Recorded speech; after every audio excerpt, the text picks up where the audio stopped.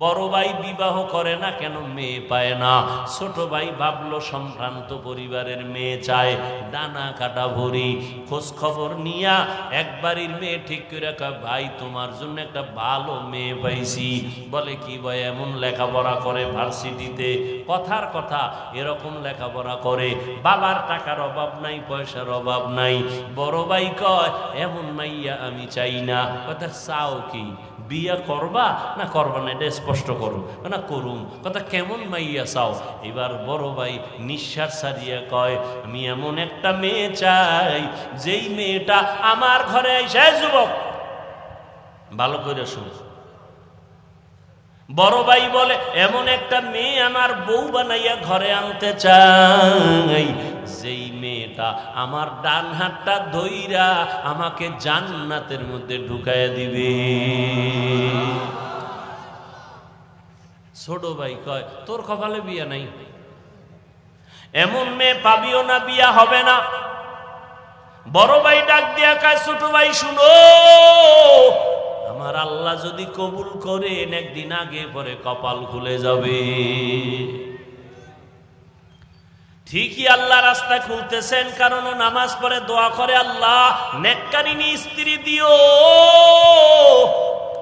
এক হাতে তালি বাজে না, বিনা বাতাসে পানি নড়াচড়া করে না। স্বামী আর স্ত্রী যদি এক মনের না হয়, ওই সংসারে ফুলের বাগান হয় না। আল্লাহর বান্দা দোয়া করে, হঠাৎ করে খবর আসছে পার্শ্ববর্তী এলাকায় একজন বুজুর্গ আল্লাহওয়ালা আসছে, দোয়া করায়, সবাই দোয়া চায় তার কাছে। যুবক ছেলেটা চলে গেল আল্লাহর ওয়ালার কাছে, গিয়া ফজরের নামাজের সময় হাজির। হুজুর আমি অমুক এলাকার সন্তান, আমার কপালে কোনো মেয়ে পাই না, দোয়া করবেন। আমি এমন একটা মেয়ে চাই যে আমার হাত ধরে আমাকে জান্নাতে নিয়ে যাবে, এমন একটা মেয়ে যেন আল্লাহ মিলায় দেয়, আপনি একটু দোয়া করবেন। বলে এটা কেমনে সম্ভব? হুজুর দোয়া করবেন। হঠাৎ করে কথা বলতে না বলতে জানালার বাহির থেকে একটা মেয়ের কণ্ঠ ভেসে আসলো। মেয়েটা ডাক দিয়া কয় সালামু আলাইকুম। ওয়ালাইকুম আসসালাম। হুজুর আমি এক অসহায় নারী, একটা যুবতী মেয়ে, আপনার থেকে একটু দোয়ার জন্য আসছি, ভালো বিবাহের কোনো পাত্র যেন হয়। এবার আল্লাহর ওলি কয় মা তুমি কেমন স্বামী চাও? বলে আমি এমন একটা ছেলে চাই যে আমার স্বামী হইয়া আমার হাত ধরে আমাকে জান্নাতের মধ্যে ঢুকায় দিবে। এই যুবক, কিসসা কাহিনীর ওয়াজ ভাল লাগে? বাংলাদেশের মানুষ এডি ভালো পায়, এডি ভালো পায়। এই যত বয়ান করছি না, এখন যদি বয়ানটা সাইডা দেই, কবি হুজুর ঘটনাটা শেষ করে এরপরে যান। কথা ঠিক নেই? আমি এক বয়ানে বলছিলাম কোরআন শরীফ হলো পৃথিবীর কিসসা কাহিনীর বড় কিতাবের নাম কোরআন। ওগুলো বুঝাবার সময় আমার হাতে নাই। ওলামায়ে কেরাম ভালো করে জানেন কোরআন শরীফে গরুর কিসসা নাই। এরা কি কয় কোরআন হাদিসে কিচ্ছা কাহিনীর? কোরআন হাদিসে 2000-এর উপরে আয়াত আছে শুধু কিচ্ছা কাহিনী। বাঘের কেচ্ছা আছে কোরআন শরীফে, হাতির কেচ্ছা আছে কোরআন শরীফে, পিপিলিকার কেচ্ছা আছে কোরআন শরীফে, কেচ্ছা নেই। তুমি আসলে কোরআন সম্পর্কে জানো না, তোমার অন্তরে ভরা হিংসার কিচ্ছু না। এইবার যুবকও চায় এমন একটা মেয়ে যে মেয়ে জান্নাতে ঢুকাবে, যুবতীও চায় এমন একটা স্বামী যে জান্নাতে। এবার মন মতো মিলছে না মিলে নাই? হুজুর মাঝখানে থাইকা বিবাহের বন্ধন তৈরি করে দিলেন। আজকে বাসায় যাইয়া যুবকদের বলি গুগলে সার্চ দিবি, এই ঘটনা ওখানে পাবি। আজকে বলে দিব শেষে। এইবার বিয়া হয়ে গেছে, স্বামীর মন চাইছে এমন একজন বিবি হবে আমার, যে আমাকে জান্নাতের পথে পথ প্রদর্শন করবে, আমার পথে অন্যায়ের পথে বাধা হয়ে যাবে। আবার স্ত্রীও চাইছে আমার স্বামী আমার জান্নাতের পথে সহায়ক হবে। এই দুইজনে মিলিয়া সংসার শুরু, দুইজনে কষ্ট করে সংসার চালায়।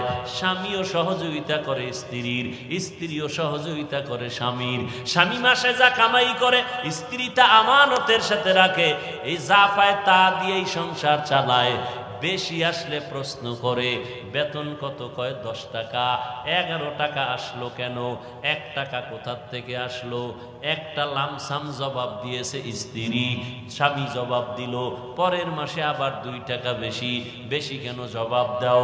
এইভাবে প্রত্যেকটা আম্মা জানেরা স্বামীকে যদি মাসে মাসে দইরা কয় 20,000 টাকা বেতন, 21,000 আসলো কেন, এইভাবে জবাব যদি চায়, কোনো আল্লাহর বান্দা হারাম টাকা ঘরে ঢুকাইতে পারবে না।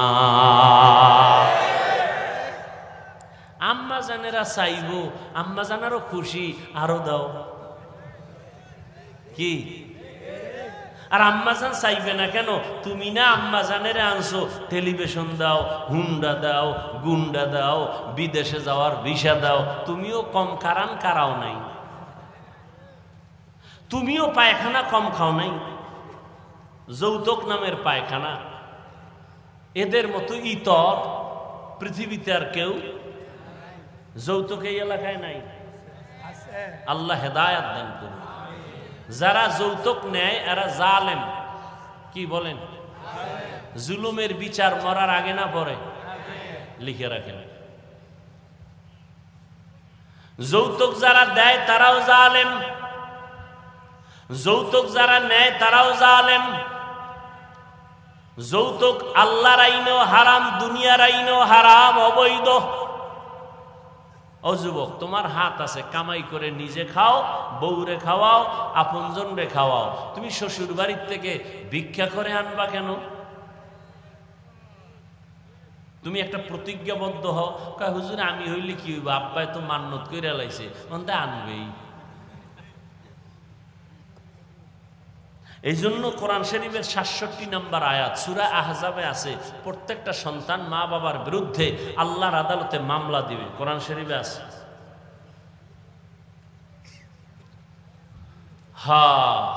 দোনোজনে স্ত্রী স্বামী দোনোজন সংসার করে। আজান হয়ে গেছে, যত কাজ। ফজরের সময় স্ত্রী যদি আগে উঠে স্বামীরে ডাকে নামাজের সময় নামাজ পড়ো। স্বামী যদি উঠে আগে স্ত্রীকে ডাক দেয় নামাজের সময় নামাজ পড়ো। এইভাবে যদি সংসার চলে, ওই সংসারে কোনোদিন অশান্তি হবে না। দোনোজনে নামাজ পড়ে আর আল্লাহর কাছে দোয়া করে, আল্লাহ এটা নেককার সন্তান দিও, আমরা মরিয়াও গেলে যেন সন্তানের আদর্শের কারণে মানুষ আমাদের দোয়া করে। আমরা এমন স্বামী আর স্ত্রী, আমি জীবনভর দোয়া করছি নেককার স্ত্রী চাই, স্ত্রী দোয়া করছে নেককার স্বামীর জন্য। ও আল্লাহ তুমি আমাদের মিলায় দিছো, এখন একটা সন্তান চাই নেককার। দুইজনে কান্না কইরা দোয়া করছি, আল্লাহ এমন একটা সন্তান তাকে দান করছেন, যেই সন্তান আদর্শ নিয়ে বড় হইয়া জালেমদের হাত থেকে প্রথম কিবলা বাইতুল মুকাদ্দাসটাকে হস্তগত করে নিল, স্বাধীন করলো। এই একটা ছেলেই যথেষ্ট। গুগলে গিয়ে আজকে নাম দেখে ইতিহাস পর, ওই ভাগ্যবান সন্তানের নাম হলো সৈয়দ সালাউদ্দিন আইয়ুবী রহমাতুল্লাহ আলাইহি। সালাউদ্দিন আইয়ুবীর নাম শুনছো? সালাহুদ্দিন, দ্বীনের পরিশুদ্ধকারী, ধর্মের পরিশুদ্ধকারী, বাইতুল মুকাদ্দাসকে স্বাধীন করেছে সালাউদ্দিন আইয়ুবী। গুগলে নাম দিয়া সার্চ দিয়া ইতিহাস পড়, সব লেখা আছে। বলছি না মোবাইল থেকে ভালো দিকটাও নেওয়া যায়, তুমি খারাপ দিকে যাও কেন? লাভ কি? রাত শেষ, কি দেখছো কি বলছো সব শেষ, চরিত্র কিছুই নাই। সালাউদ্দিন আইয়ুবীর মতো সন্তান কার পেটে আসছে এবার বুঝো তো। এরকম মায়ের পেটে আনোয়ার শাহ, খাজা মঈনুদ্দিন চিশতি, এরকম আদর্শ সন্তান আসবে সালাউদ্দিন আইয়ুবী। ও আল্লাহর বান্দারা, 800 বছর পর্যন্ত মুসলমানেরা স্পেন জমিনটাকে শাসন করেছে। তারেক বিন জিয়াদের মাধ্যমে হাতে নিল স্পেন জমিন। 800 বছর শাসন করেছে মুসলমান। আজকে সে স্পেনের খবর নাও, আজান মাইকে চলে না। ও যুবক বাবারা, মনটাকে বুঝাও, বালিশে মাথা লাগাইয়া যখন ঘুমাও মনেরে প্রশ্ন করিও, এই ঘুমটা তো জীবনের শেষ ঘুমও হইতে পারে। অনেকে ঘুমের ঘরেও তো মরে যায়। তুমি যদি মরো, আল্লাহর কাছে কি জবাব দিবা? কবরে গিয়া কি বলবা? ও আল্লাহর বান্দারা, আমরা যা বলি আমার মাওলার কোরআন থেকে, নবীর হাদিস থেকে, একটু জবাব দাও যুবক বাবারা। আল্লাহর কোরআন সত্য না মিথ্যা? কত পার্সেন্ট সত্য বলো? ওই কোরআন শরীফের মধ্যে জান্নাতের বয়ান আসেনি? সত্যটা বলিও। ওই কোরআনে জাহান্নামের বয়ান আসেনি? এগুলো মিথ্যা, সব সত্য। জাহান্নামে কে যাবে, জান্নাতে কারা যাবে, তাও আল্লাহ বলছেন। ইন্নাল আবরারা লাফি নাঈম ওয়া ইন্নাল ফুজ্জারা লাফি জাহিম। নেক আমলওয়ালারা জান্নাতের পথিক, গুনাহগার যারা তারা জাহান্নামের পথিক। জান্নাতটা কেমন আরামের ঘর আল্লাহ তাও কোরআনে বয়ান করেছেন। এমন জান্নাত আল্লাহ নেক আমলওয়ালাকে দিবেন, যেই জান্নাতে কোনোদিন কেউ যুবক হইয়া ঢুকবে, কোনোদিন বুড়া হবে না। জান্নাতীদের গালে কোনোদিন দাড়ি আসবে না, কোনোদিন বাথরুমের ব্যাগ হবে না। শান্তি আর শান্তি আর শান্তি, নেক আমলওয়ালারা জান্নাত পাবে।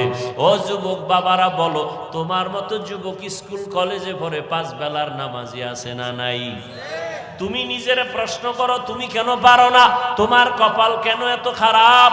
তোমার মতো যুবক আজকে র্যাব, আর্মি, পুলিশ, বিডিআরের চাকরি করে, নামাজি অভাব নাই। যুবক চাকরি করে, ব্যবসা করে, নদীর মধ্যে মাছ ধরে, নামাজ ছাড়ে না। তুমি কেন পারবা না? তোমার মতো যুবক আজকে তাকায় দেখো, রাস্তায় গাড়ি চালায়, নামাজের সময় নামাজ পড়ে বাদ দেয় না। বলো, তুমি কেন নামাজটা পড়তে পারো না? তোমার মতো যুবক সন্তান জমিনে চাষাবাদ করে, আজান হলে গামছা বিছায় রাস্তায় নামাজ পড়ে ছাড়ে না। তুমি কেন নামাজ পড়তে পারো না? ও যুবক বাবা, তোমার মতো সন্তান স্কুল কলেজে পড়িয়াও মা বাবার খেদমত করে। দাড়িওয়ালা নামাজি অভাব নাই। ঢাকা বিশ্ববিদ্যালয়ে যাও, জাহাঙ্গীরনগর বিশ্ববিদ্যালয়ে গিয়া দেখো কত ছাত্র আছে লেখাপড়া করে, মাথায় পাগড়ি লাগানো, লম্বা দাড়ি, নামাজি নাই। পেছন দিক দিয়া তাকাইলে মনে হয় বাইতুল মুকাররমের খতিব, অথচ বান্দা ভালো করে আরবিও পড়তে পারে না। নামাজের সময় নামাজ পড়ে। পর্দার আড়ালের আম্মা জানেরা, আপনাদের মতো কত মা এই এলাকায় ঘুরলে এখনো পাওয়া যাবে 5 বেলার নামাজ পড়ে নাই। এরে আম্মা জানেরা, আপনারা কেন পারেন না? আপনাদের দাম কত তা জানেননি? আপনারা তো সাধারণ কোনো নারী না, আপনারা তো সাহাবায়ে কেরামদের স্ত্রীর মতো দামি, এমনকি নবীর মায়ের মতো আপনারা দামি। আম্মা জান খাদিজা রাদিয়াল্লাহু তাআলা আনহার মতো আপনারা দামি, ফাতেমা রাদিয়াল্লাহু আনহার মতো আপনারা দামি। এরে আম্মা জানেরা, আপনারা ঈসা নবীর মা মারিয়াম আলাইহাস সালামের মতো দামি, যেই মারিয়াম কিয়ামতের দিন আমার নবীর সাথে বিবাহের ব্যবস্থা হবে। ও আম্মা জানেরা, আপনারা তো হাফেজে কোরআনদের মা, আপনারা তো আলেম ওলামাদের মা, আপনাদের অনেক মূল্য, অনেক দাম আল্লাহ দিয়েছেন, নবী দিয়েছেন। দুনিয়াতে আর কেউ আপনাদের সম্মান দিতে পারে নাই। আপনি কি পারেন না একটা নেক আমলওয়ালা, নেক আদর্শ সন্তানের মা হয়ে কবরে যাবেন? আপনার সন্তান ডাক্তার হবে, তবে বেয়াদব যেন না হয়।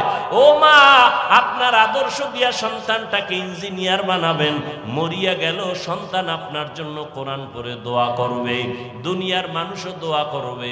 ওরে আম্মা জান, এখনো সময় আছে, তওবা করে নেন। ও বৃদ্ধ বাবাজিরা, আপনার মতো কত বুড়া মানুষ এত কষ্ট করিয়া লাঠি হাতে নিয়ে মসজিদে গিয়া 5 বেলার নামাজ পড়ে অভাব নাই, আপনি কেন পারবেন না? ব্যবসা করে মিথ্যা বলে না, হারাম খায় না, আপনি কেন পারবেন না? এখনো সময় আছে, তওবা করে নেন, আল্লাহর কাছে অন্তর নরম করে বলেন আল্লাহর কোরআন সত্য, গুনাহ নিয়ে কবরে গেলে জাহান্নামের আগুনে জ্বলতে হবে তাও সত্য। আপনার আমার নবীজি যার গুনাহ নাই, ওই নবীও হাসরের ময়দানের আযাবের ভয়ে চোখের পানি ছেড়ে কান্না করেন। আম্মা জান আয়েশা রাদিয়াল্লাহু আনহা বলেন, নবী আপনি কাঁদেন কেন? বলে কিয়ামতের দিন ভয়ঙ্কর হালাত হবে, আমার উম্মতের উপায় কি হবে, এই ভয়ে কান্না করি। কারণটা কি? কিয়ামতের ময়দানে ঈসা নবী নিজের ভয়ে কান্না করবেন, মূসা নবী নিজের জন্য কান্না করবেন। এতটা ভয়ঙ্কর হবে হাসরের মাঠ, সমস্ত নবীরা পর্যন্ত কান্না করবেন। উম্মতেরা নবীদের কাছে যাবে সুপারিশের জন্য। ঈসা নবী বলে আমি পারবো না, মূসা নবী বলবেন আমি পারবো না, ইব্রাহিম নবী বলবেন আমার দ্বারা সম্ভব না। নবীজি বলেন আয়েশা, সর্বশেষ উম্মতেরা আমি মুহাম্মদের তালাশ করবে। চতুর্দিকে সূর্যের গরম সহ্য করা যায় না, জমিনটা তামা হয়ে যাবে, ওদিকে জাহান্নামের আগুনের আওয়াজ। সবাই সব নবীদের পেছনে ঘুরিয়া আশ্বাস না পাইয়া সবাই আমারে তালাশ করবে। আম্মা জান আয়েশা বলেন, নবী আপনি কোথায় থাকবেন, উম্মতেরা কোথায় আপনাকে পাবে? নবী বলেন আয়েশা, আমি থাকবো আমার আল্লাহর সামনে, কুদরতের সামনে, মাকামে মাহমুদে সেজদায় পড়ে কাঁদবো। ঈসা নবী নিজের জন্য কাঁদবেন, মূসা নবী নিজের জন্য কান্না করবেন। আমি মুহাম্মদ আখিরি নবী, আমার জন্য আমি একবারও কান্না করব না। আমি সেজদায় পড়ে আমার মাওলাকে বলবো, দয়ার মালিক আমার উম্মতেরে বাঁচাও, আমার উম্মতেরে বাঁচাও, আমার একটা উম্মত যেন জাহান্নামের আগুনে না যায়। আমার উম্মত যদি জাহান্নামে যায় আমি জান্নাতের ময়দানে যাব না। ও দাড়ি কামানেওয়ালা যুবক বাবারা, ও বেপর্দায় চলনেওয়ালা ভাইরা, ও পর্দার আড়ালের মা বোনেরা, মাওলার কোরআন মিথ্যা মনে করিও না রে যুবক। আজকে আমিও তো তোমার মতো প্যান্ট শার্ট টাই লাগায়া দাড়ি কাইটা যদি চলতাম পারতাম, কেউ বাধা দিত না। কিন্তু এরপরও গরম লাগে, তারপরও টুপি কেন ফালাই না, দাড়ি ফালাই না, লম্বা জামা ফালাই না? একমাত্র কারণ আল্লাহর কোরআন সত্য, নবীর কথা সত্য। গুনাহ নিয়ে কবরে গেলে জাহান্নামের আগুনের যন্ত্রণা আর আযাব তাও সত্য।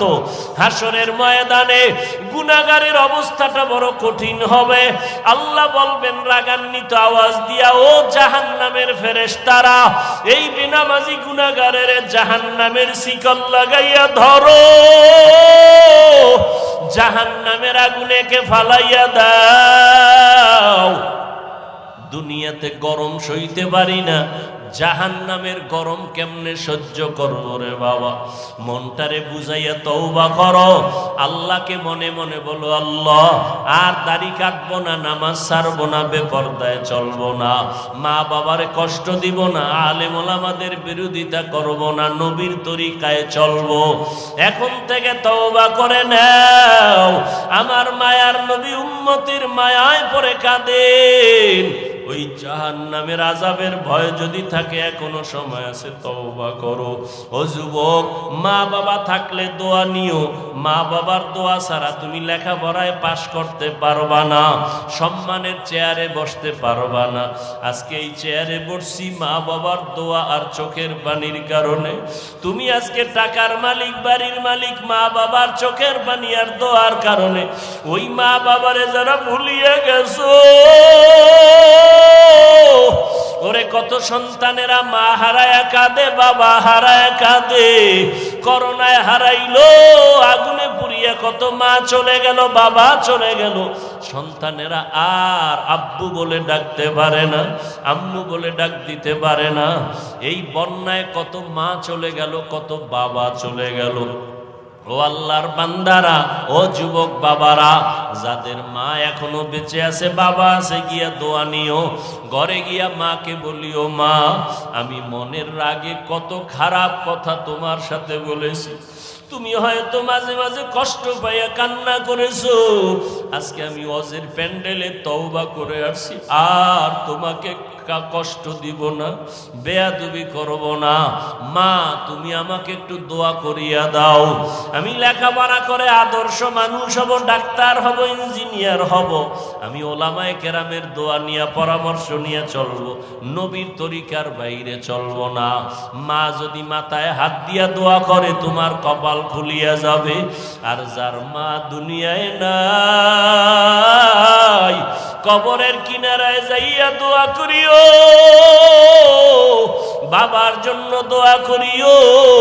ওই মা বাবা তোমার আমার জন্য জীবনটা শেষ করে দিয়েছেন। আজকে তোমার ঘরের ভিতরে ফ্রিজ ভরা মাছ, কত ফল, অথচ মা বাবা এমন এক সময় গেছে মাছ খাইতে চাইছে, কেনার মতো টাকা পায় নাই। ফল খাইতে চাইছে, কেনার মতো টাকা ছিল না। আজকে তোমার ঘরে ফলের অভাব নাই, মাছের অভাব নাই। কি লাভ হবে? ওই মা বাবা তো সাদা কাপড়ের প্যাকেটে কবরে পড়ে আছে। ওই মা বাবারে তো আর চাইলেও মাছ দিতে পারবা না, ফল দিতে পারবা না। একটু জবান খুলিয়া দোয়া করিও, আর চোখের পানি সারিয়া কাঁদিও। আর আমার আল্লাহকে বলিও, আল্লাহ আমার বাবারে তুমি মাফ করিয়া দাও, আমার মাকে মাফ করে দাও, জীবনে যত বেয়াদবি করেছি মাফ করে দাও। ও আল্লাহর বান্দা, জানি না কার অন্তর তৈরি হয়ে গেল তওবার জন্য। কেউ তওবা নসিব হবে, তারা তওবা করে আর নামাজ ছাড়বে না, দাড়ি কাটবে না, বেপরদায় চলবে না, মা বাবাকে কষ্ট দিবে না। আর একদল নিমক হারাম কপাল পোড়া আছে, হাজারো বয়ানে দিল নরম হবে না, চোখে পানি আসবে না। এরা তওবা না করিয়া বাইরে গিয়ে আরো বিরোধিতা শুরু করে দিবে। জানি না কার অন্তরটা নরম, কে তওবার জন্য দিলটা তৈরি করেছেন। যাদের অন্তরে তৈরি হয়ে গেছে তওবার নিয়তে, তাদেরকে আমি বলবো এখনো সময় আছে, অন্তর তৈরি করেন তওবার জন্য। আল্লাহকে মনে মনে বলেন, আর জীবনে নামাজ ছাড়বো না, বেপরদায় চলবো না, দাড়ি আর কাটবো না, মা বাবাকে কষ্ট দিব না, নবীর তরিকার বাহিরে চলবো না, ওলামায়ে কেরামের পরামর্শ নিয়ে চলবো। তওবা করার মতো যদি কারো অন্তর তৈরি হয়ে থাকে, দুটো হাত আমার আল্লাহকে দেখায়া দেন। আয় আল্লাহ, হাতগুলো কবুল করে নেন, তওবা কবুল করে নেন। ও আল্লাহ, জানি না কারা হাত তুলছেন, আমরা তওবার নিয়তে হাত তুলেছি, আর নামাজ ছাড়বো না, আর বেপরদায় চলবো না, দাড়ি কাটবো না, নবীর তরিকার বাহিরে চলবো না, মা বাবারে কষ্ট দিব না, ওলামায়ে কেরামের পরামর্শ নিয়া মুরব্বীদের সাথে বেয়াদবি করব না। ও আল্লাহ, আমাদের তওবা কবুল করে নেন। তওবার উপরে মজবুত হইয়া চলার মতো তৌফিক আমাদের দান করেন, আমিন।